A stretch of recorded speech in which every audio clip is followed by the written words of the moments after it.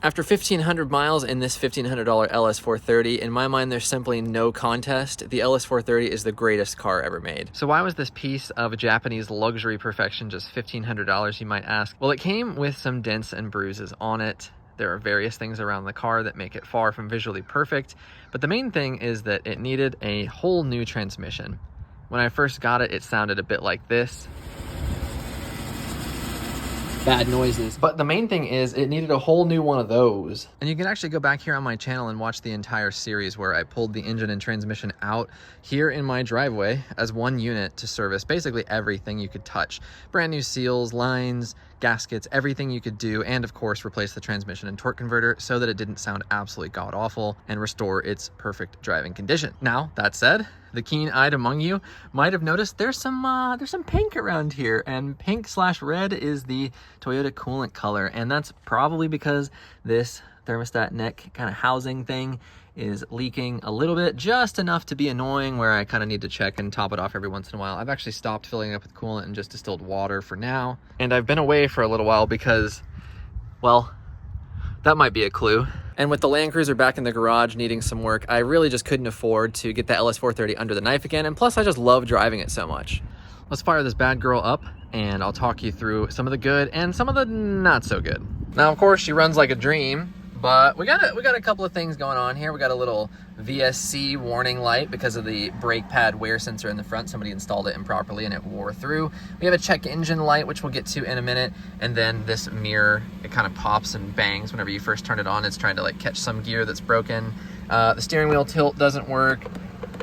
Lots of little things. I have just the plain Jane stereo set up here with the AC, which I absolutely love. I didn't want the screen and the ultra luxury and all that stuff yet, maybe in the future, but for now, we're just rocking that bare bones style. So related to that brake pad sensor, when you put the car in reverse or drive and initially start moving, it bongs at you, and then the VSC goes off because that brake pad sensor. So we need to get that fixed, but really doesn't affect any of the driving characteristics, which is great.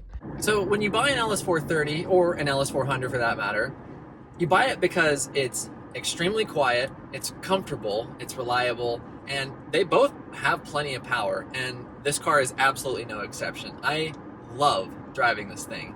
The shocks are blown, the suspension is shot, you go over bumps and it rattles like hell. I absolutely love this thing. There's just nothing quite that can compare to it. This car is 24 years old, and yet it drives like a dream. It feels amazing. It feels better than modern cars that you might spend 10 times as much as I did on this. Now, obviously, I'm aware of the fact that most of the time when you find one of these in running and driving condition, it's more than $1,500, and I did pay $650 for the transmission, but with basically 2 days of your time, you could have one of these back on the road for $2,500 and enjoy all of the amazingly positive qualities that come with it. And of course, this being a Lexus V8 with VVTi, there's no lack of power.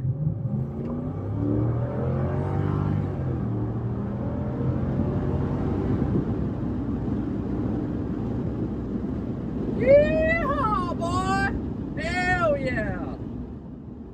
And even when you're cruising at highway speeds, still more than enough power to pass easily, blow past little Nissans.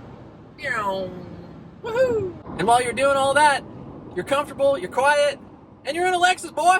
The other amazing thing about this car is that these seats are so comfortable, so comfortable. My daily for a long time has been a Toyota Land Cruiser. I had an LX430 for a couple years, and now I have the Toyota version of that. And I always thought that those were pretty comfortable. I've done some really long drives on those, and they just, it felt comfortable.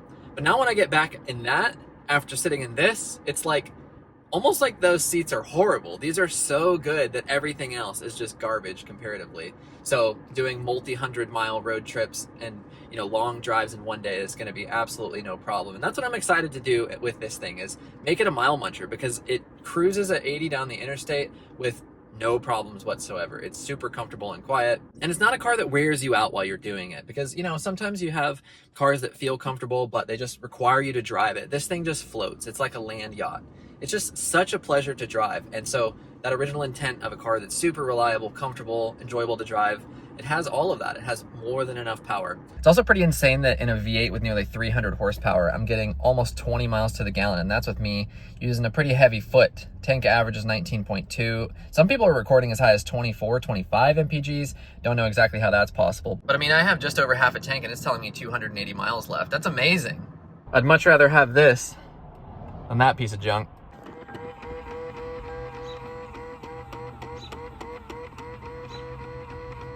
About that check engine light, let's talk about that.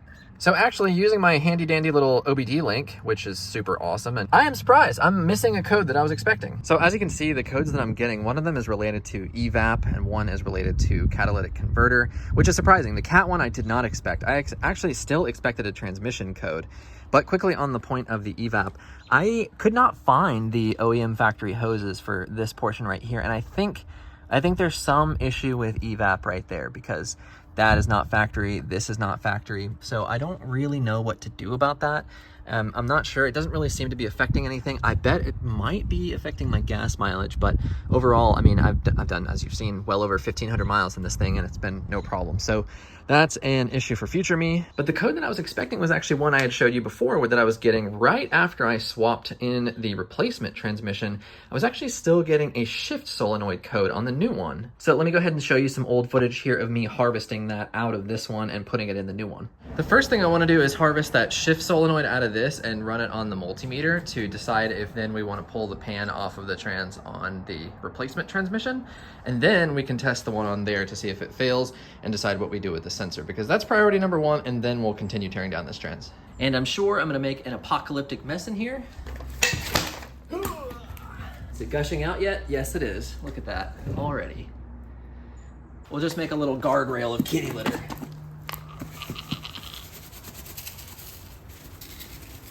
Yeah, that'll do it. All right, let's zip these pan bolts off. She's stuck on there. There we go. Oh, so much more fluid. No. No problemo for us though. Come on. There we go. Oh my gosh, so much fluid. I'm officially gonna run out of kitty litter. Holy crap, dude, look at that filter. No wonder that transmission is dead.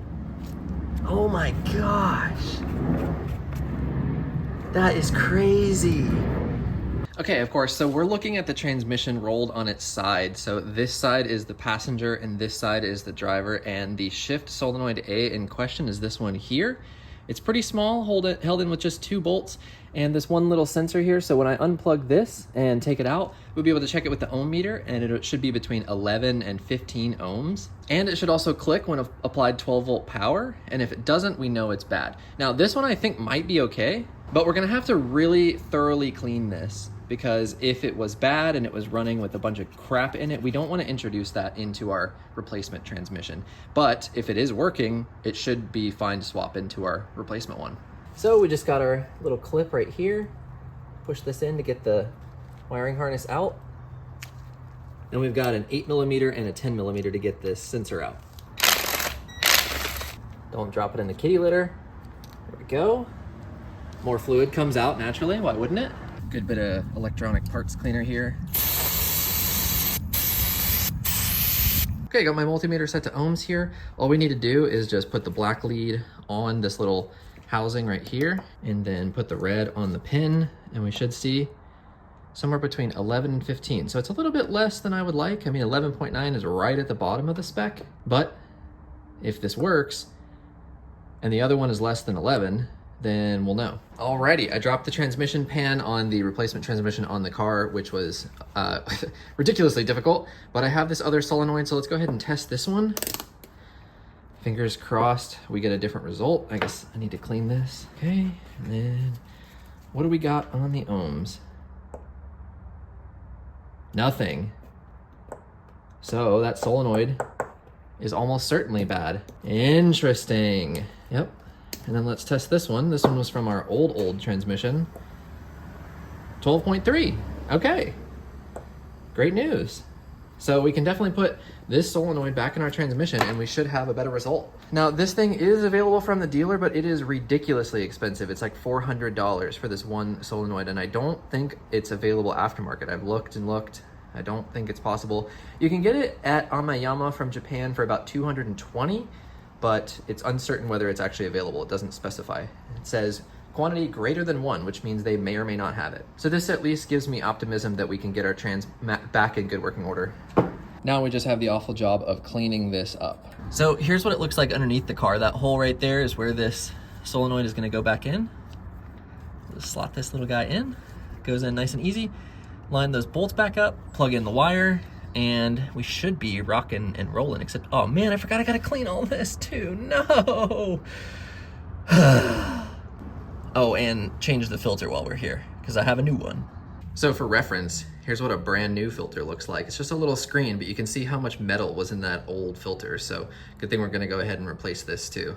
All right, so we're all buttoned up down here. And so with a bunch of brand new Toyota ATF Type 4 IV, whatever it's called, this thing is just running like a dream. I also figured while we're here, we could just kind of take a look at some of the things that we did while the engine was out, like resealing all these cam caps and look at these gaskets and stuff. Like this thing was coated in oil, the filler neck there. No signs of leakage or anything strange there. Valve covers are all clean, other than obviously my coolant mess, which really sucks. I'll fix that up because I don't want that to go wrong. Power steering reservoir is still all good. No leaks on the passenger side. Our coolant bypass valve is still all good. Everything is fine in here. It's just such a pleasure to drive and just know I can just get in and go. On the topic of get in and drive it, this is my turbo E46 wagon. This car has been pretty well sorted. Oh look, this one also has coolant issues. I guess I just not very good with coolant related stuff, but you can see there's a little turbo snail hanging down in there. And even though this thing is heavily modified, I sorted it out. I didn't spare any expense on this thing. M50 intake, M56 valve cover, all fully bottomed end with like head studs and all that stuff. I still get nervous when I go drive it. I'm like, what was that sound? Can I do this? Can I push it hard? You know, it's just like, I still get a bit nervous when I go to drive it. I'm not gonna lie. I just need to get over the fact that this thing just needs to be beat on. It's a performance car now, not a luxury cruiser like this one. There's also some amazing features like door lights that come from the bottom of the mirror. So at night, the ground is lit up when you get out of the car.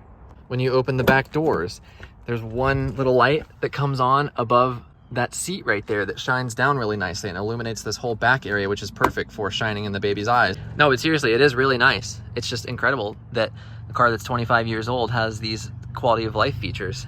I know it's just lights, but you get the idea. And the stereo is absolutely amazing. It's not even like the Mark Levinson or fancy stereo. It's just the Lexus premium sound, but it sounds so good. And all I'm using is a crappy little Bluetooth adapter. So is this thing far from perfect? Yes, absolutely. But do I love it? Also, yes, absolutely. So what's up next on this thing? Well, as you can imagine, life is a little bit busier than it was just about 6 months ago right now, but I still am fully planning to overhaul front and rear suspension just like I did in the Celsior project. So if you need something to tide you over in the meantime, go back and check out the LS430 Celsior restoration project. I did to that exactly what I intend to do with this. We're gonna make sure every single suspension component in this thing is perfectly OEM and brand new. Obviously, I showed you some of these visual blemishes, like the headlights and just some of the other scratches and stuff, and I really want to get that stuff cleaned up, but I don't know anything about detailing, and if I'm going to do that, I want to do it right and learn from somebody that knows. And I've actually made friends with a buddy at the local coffee shop who I'm super excited to introduce to you at some point, and he knows a whole lot more about detailing than I do, so that's going to be a really exciting project in the future. So now that this thing is nearly perfectly dialed in mechanically, you can expect a full front and rear suspension overhaul, brand new OEM, just like you've come to love and expect on this channel, as well as making this thing far, far better visually. And I really want to take the time to get the interior really dialed in as well. I mean, there's just some stuff here, just some dirt, and I haven't had a chance to clean up, but I mean, it is my daily. You can see it's used and it's loved upon. I mean, there's some stuff on the seat here that I'd like to fix, but you know, that kind of thing is just like, I'm gonna just use the car. I'm not gonna worry about that. But some of the super annoying things like the steering wheel tilt and the mirror and stuff, we're definitely gonna get that stuff fixed. So anyway, enough babbling. Thank you guys so much for being patient if you've been waiting around for this. And there's been so many of you that have subscribed and watched this series even while I've been away. That just has filled me with such an intense joy and excitement to get back to this. I appreciate your continued patience, and just know that the channel is not dead. I still have so many more ideas and things even beyond this car that I just absolutely know you're gonna love. So make sure you're subscribed. If you're interested in supporting the channel, you can join as a member, which tremendously helps me to advance the content out quicker, and just is gonna help me level up the quality over time as well. So thank you so much for watching. I appreciate you, and I'll see you in the next one.